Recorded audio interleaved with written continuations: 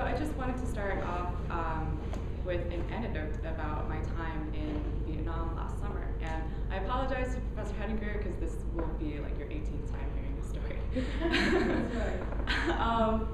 So it's, I went to Vietnam in the summer of 2011 on Copeland funding, and I had taken a night bus, 7-hour night bus from Ho Chi Minh City, formerly Saigon, to the Central Highlands city of Da Lat, Vietnam.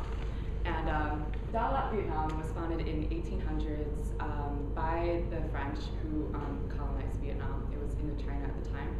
And it's known for its temperate climate and beautiful scenery and landscape, and so, of course, the French started a resort city there for the colonists to go and vacation there. And therefore, it's a predominantly Catholic city. Well, anyway, that morning, it was 9 o'clock in the morning. I was taking pictures outside of my cousin's hotel where I was staying, and this man comes up to me, and he's about, he looks very old and elderly, and he's wearing a wool jacket and fedora and aviators, and I just knew like this guy is from another time. And he comes up to me and he asks if I could take a picture of him, and I said, sure, okay, why not? And afterwards, he asked me a coffee down the street. And like, I've never met this person before. But in Vietnam, when an outer person asks you to do something, you do it. So I go and have coffee with him. I find out that he's actually my cousin's father-in-law who lives next door. And so we started talking, and over coffee, I asked him, sir, how old are you? And he said, I'm 80. And I said, oh my gosh, like, we're in the war.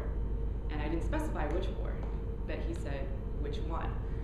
So immediately at coffee, I knew I had to interview this person, and so I asked him then and there, and he said yes. And that's it.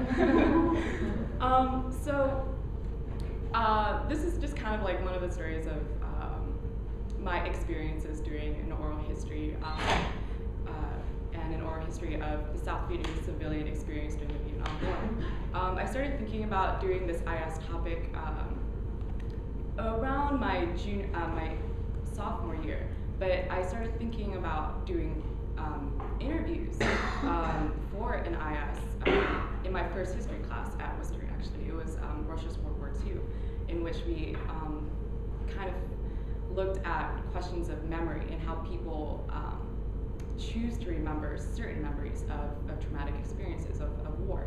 And I just wanted to ask, like, how do people choose what memories to keep, which memories to disregard, and what is their selection process, and why do they choose to do so?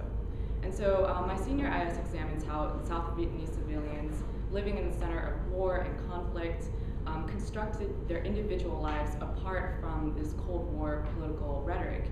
And it asks, when your home and your life is completely torn apart by war and violence, and you're surrounded by it, how do you construct an individual narrative that projects this normality that you need to use every single day to get by and therefore survive? And how does this eventually become your identity that you claim? And so today I want to talk about first my influences for this senior IS,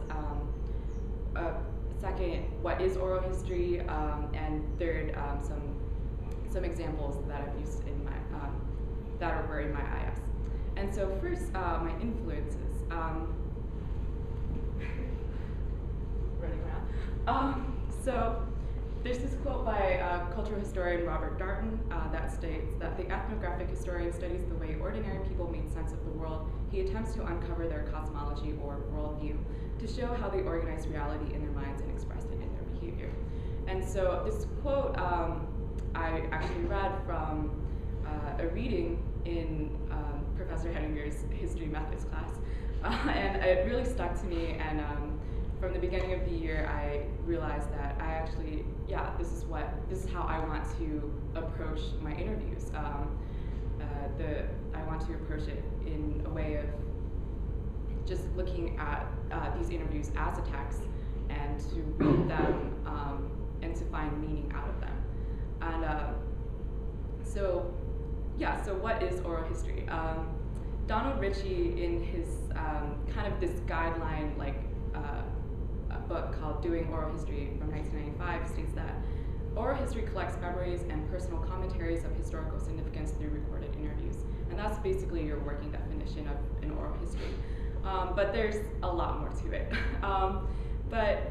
Alan Nevins in 1938 published a book called The Gateway to History. And Alan Nevins is was a history professor from Columbia University and is well known in the field as the founder of oral history. And from the beginning in the 1920s, and oral history was mostly for collection. And the interviewer was very passive, a passive listener, merely there to collect the repetition of facts from the movers and shakers of history. Asking a military officer or a general, the president. Like you wanted to interview. Basically, it was a top-down history. And it started, oral history started evolving with how historians wanted to do history. And basically, it evolved from collection to interpretation. And in the 1960s, of course, technology had advanced, and so therefore you could do a lot more with oral history instead of it being really expensive to interview one person. It was inexpensive to interview many people.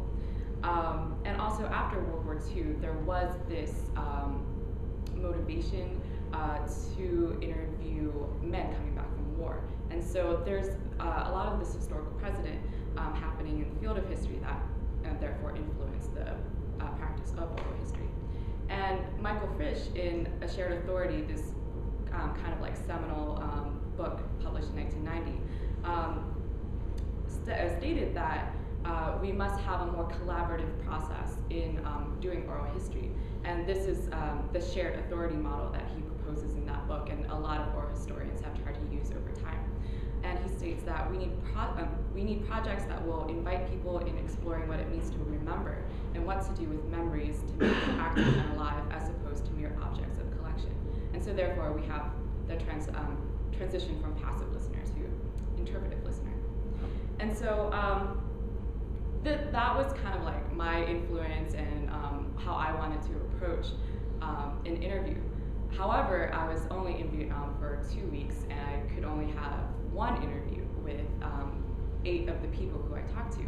And so a really, really good oral history project would obviously happen for a really long time, over a time span of a couple years, to develop this collaborative relationship between you and your narrator. Of course, I did not have that time, and I wish I did, but I just wanted to state that limitation up front. Like there are, of course, limitations and parameters in my research. I want to talk about the 3 methodologies of oral history that I use. The first is to bracket. Bracketing means to relieve your preconceived assumptions before entering an interview space. And so if let's say you're entering an interview with someone who fought for the North Vietnamese Army, which I did. I actually interviewed someone who lived in Hanoi at the time and worked for the communist police force. And I automatically assumed that he did not like the American presence and that he was really all gung-ho for communism. But as we talked in the interview, he said this one thing that really got to me. When I asked him, after the partition in 1954, when the Geneva Conventions divided Vietnam from North and South at the 17th parallel, there were a lot of people who moved from the North to the South because they knew what might come afterwards, which was collective farming and purges, actually. So I asked him, why didn't you move from the North to the South? And he said, why would I want to move away from my own home? And so that was just a very telling comment that stuck to me. His reasons for staying in the North was not political or communist based. It was basically just, this is my home. So the second one is to pay attention to the voice and nonverbal communication. Paul Thompson, in The Voice of the Past, states that we can understand from what is not said. Silence is a form of communication as well, and therefore silence, pauses, and gestures, facial expressions can become part of the text that you're interpreting and analyzing. And so therefore we can also perceive that as the primary source. And the third methodology that I've tried using, and is also the most difficult to achieve, is deep listening, which is this method proposed by Anization and Stacy Zabriskie, and it's based on the shared authority model. And it basically states that constructed stories make up the narrator's identity. And in order to dig deeper and listen deeper, past the guarded layers of their identity, the interviewer must ask types of questions that encourage the narrator to reflect on their experiences rather than regurgitate the facts of their experiences. And therefore, the interview should be as free-flowing as possible. But Paul Thompson also states that the completely free interview does not exist. Narrators do have a lot at stake when they're being asked to reflect on their experiences. And therefore, they can perceive this as a sign of weakness. And so some narrators perceive this as like a flawed personality trait if they're reflecting too much on their experiences and kind of go past this barrier. And therefore, as an oral historian, you must provide the space within the interviews for the narrators to explore his or her experience. And so at first I wanted to get into the interviews itself. I interviewed first Min Man Tan, who was the man from before. I'm just gonna call him Almung because that's, to me, like how I call him in my head, so it's easier. He worked for the military post office during the war from 1956 to 1975, towards the end of the war. And so he worked there for almost 20 years. He's 80 years old, and so he's the oldest person who I interviewed. And born in 1932 in a province in the north. And he was orphaned at an early age, and he did not want to talk about it at all. He met his wife, who I also interviewed separately, in 1956, and they had 8 children together during this entire time in the war, where he lived in the city's military base separately, away from his family. So he was not a permanent resident at all at his home during this entire time. And so he constructed his identity through his employment, this employment that provided stability, basically. And so in response to these, okay, first I wanted to kind of talk a little bit about the interview itself. And so I asked him, when did you get married and start a family? You said that you worked at the post office for 20 years, and during that time you must have had children. He stated, I met my wife in 1956, and we have been together since. And were you able to stay in your home during employment? He stated, no, I didn't have to go out into the jungle to fight. I stayed in Dalat the entire time. I wasn't part of the military that went out to fight. So every morning you would get up and go to work, and after work you would come home after dinner, for dinner. And he said, I didn't have to go into the jungle and fight, no, just remained in the city and worked at the post office. And so there are these 2 questions that I asked him that were kind of designed to get him to talk about his family life. But every time I asked him a specific question about his home life, he reverted back to the fact that he did not have to fight in the jungle. And I thought this was kind of telling, like why kind of avoid this question about your family life. And of course, it was because he was not a permanent resident in his home for 20 years. And considering the fact that many men of his age group did not have the choice and were conscripted into the war and possibly never even returned to their families, Alman saying that he did not have to go into the jungle and fight was possibly a positive reaction or positive reflection of his decision, and therefore he always went back to that. I want to talk about another interview I did with Leann, who was born in Hue and raised in Dalat City. And he was 67 years old, and he was an administrative office worker during the war. And he stated that if the Americans came into Vietnam to help us because another country had attacked us, then it is absolutely justified 100%.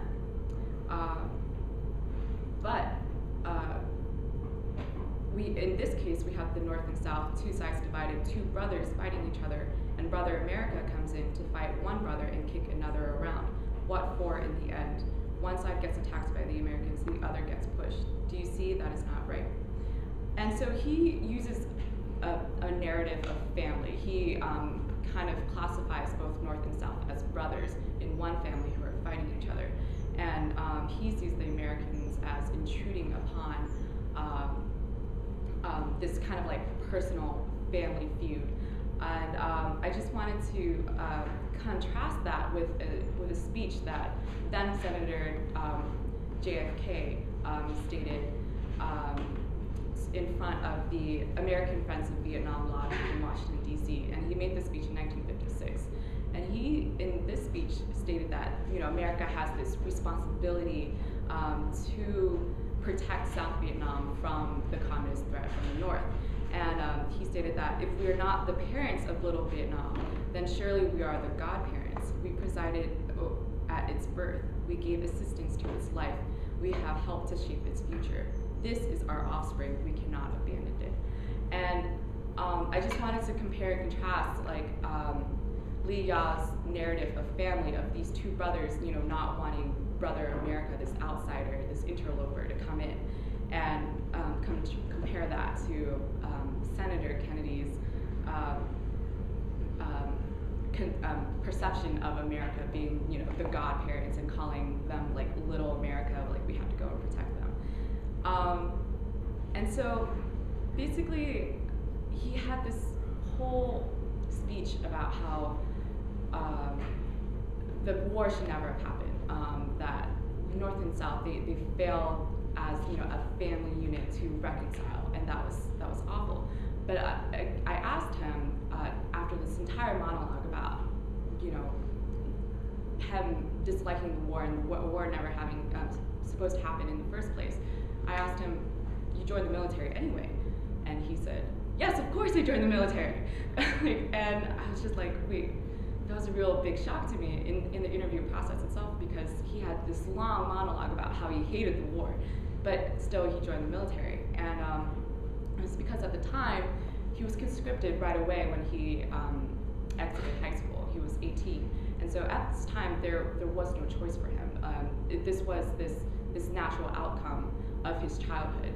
And so to compare and contrast amongst experience during the Vietnam War, in which he had to create this normality through work. He had to go to work to find stability and structure in this time of chaos. For Lee Ya, it was normal for him. War was normal, and going into the military was normal. But what happens when this anticipated future of going into the military is not fulfilled? And I wanted to go to my last interview that I want to talk about, which was interviewing my uncle, actually. Juko, which is what I'll call him. He was born in 1958, and he was the youngest person interviewed at the age of 54. And he was a high school student during the Vietnam War, and he barely missed the draft. He turned 17 in 1975 when the war ended. And his sister, my aunt, was also interviewed, Hom Tinen, who is 10 years older than him. And so I wanted to talk about how she experienced the Tet Offensive in 1968 a little bit, to compare how he experienced it. And the Tet Offensive in 1968 was a surprise attack from the North Vietnamese Army and the Viet Cong, and was executed at the end of January during the most traditional and important holiday in the Vietnamese calendar. And in previous years of the war, there was this unspoken truce between both sides that nothing would happen on the Tet Offensive, because this was such a sacred holiday. However, 1968, the year of the monkey, which is perceived as this like mischievous and clever, conniving, it only, I guess, seemed apt that the North Vietnamese attacked. I'm not saying that's like the historical explanation or historical reason why. There are a lot of other reasons that I won't get to. But anyways, so she experienced it kind of firsthand. She was outside on the streets after work, sharing this after-work snack with her friend, and she had said that all of a sudden she heard fireworks, and she said, "Oh, it's fireworks for Tet. They're celebrating, and of course they always shoot fireworks." And it took her a really long time, and it took someone running down the streets shouting, the Viet Cong are coming, they're invading, to realize that they weren't fireworks for Tet, they were mortar attacks. And she would never have been out on the streets in the first place if she hadn't been this working girl that she identified with. She was about 27 at the time, and she was, a career girl, basically, like a single career girl, and she had really identified with this character. And if she had stayed within the home, she never would have experienced this firsthand at the Tet Offensive. However, her younger brother, Ju Gong, experienced the same event very passively. He learned the information about that through his father and through the radio, and he stated that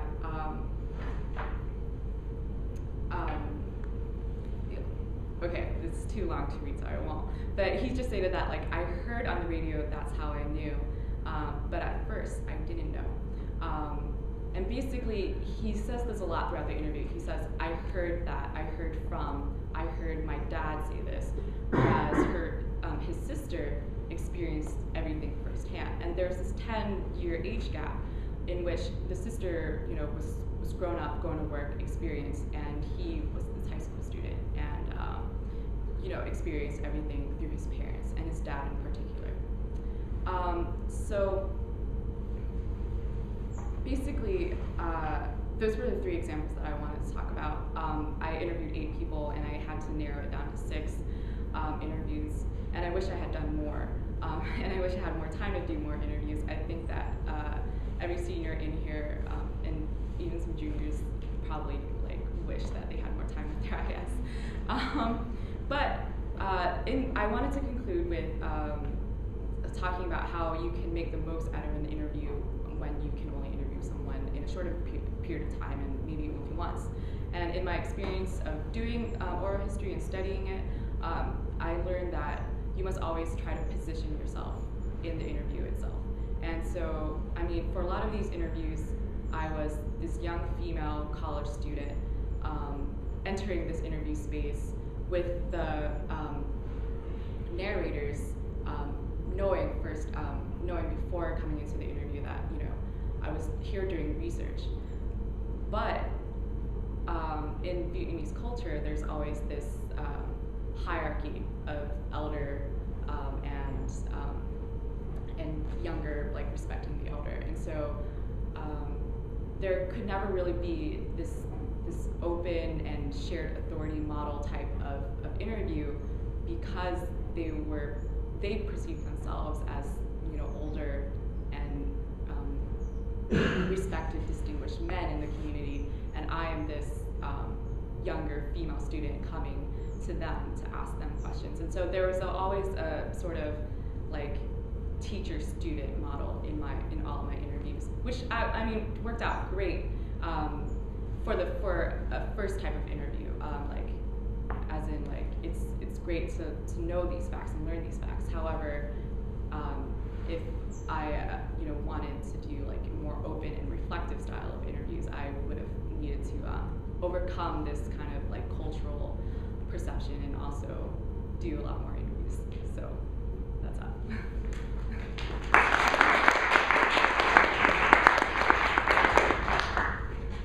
Sorry, we're running over time.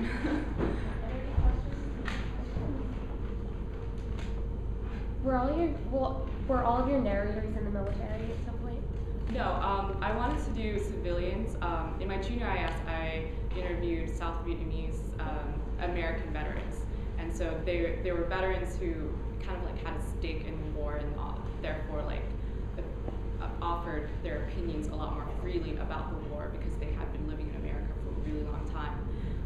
But in this case, I interviewed people who had never left Vietnam, who stayed afterwards, and don't have this American perception of the war. It's more, and so yeah, they were all civilians.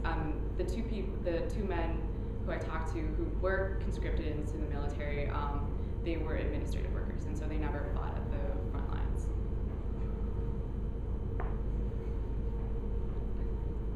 What was the biggest difference then between the narratives and the people you interviewed? Yeah. Well, yeah. As I previously stated, in the South Vietnamese Americans were more free with their opinions, political opinions especially, and basically their narrative was in 1968 after the Tet Offensive, it was such a surprise to the American public that there was a huge backlash, and that was when President Johnson announced that he would not be running for president anymore, and President Nixon was elected and started the Vietnamization campaign with Secretary of State Henry Kissinger. And he basically stated that, you know, like, it is time to get out of Vietnam. And in the South Vietnamese American veterans' perception, that was a big mistake. And they saw that as like the one thing that made them lose the Vietnam War, is the loss of American support. Whereas in the civilians' perception in Vietnam, they saw themselves as just these ordinary people who had no influence and no say in the political decisions of these people. They just saw themselves as trying to survive as in everyday normal situation. Did you have any trouble sort of like placing these individual narratives within the context of the larger historical narratives, or like how did you approach that? Yeah, it was. It's really hard because it was like I wanted to tell, like, you know, their entire life story, but then I realized, wait, like Bonnie said, like, you have to cut a lot of things, and but like you have to provide enough like historical context to explain their experiences, because, like, you know, I can't just say like this is how the brother and sister, my aunt and uncle, experienced the Tet Offensive without explaining what that was and like how important of a holiday it was to the Vietnamese. And so, yeah, there's like this balance of telling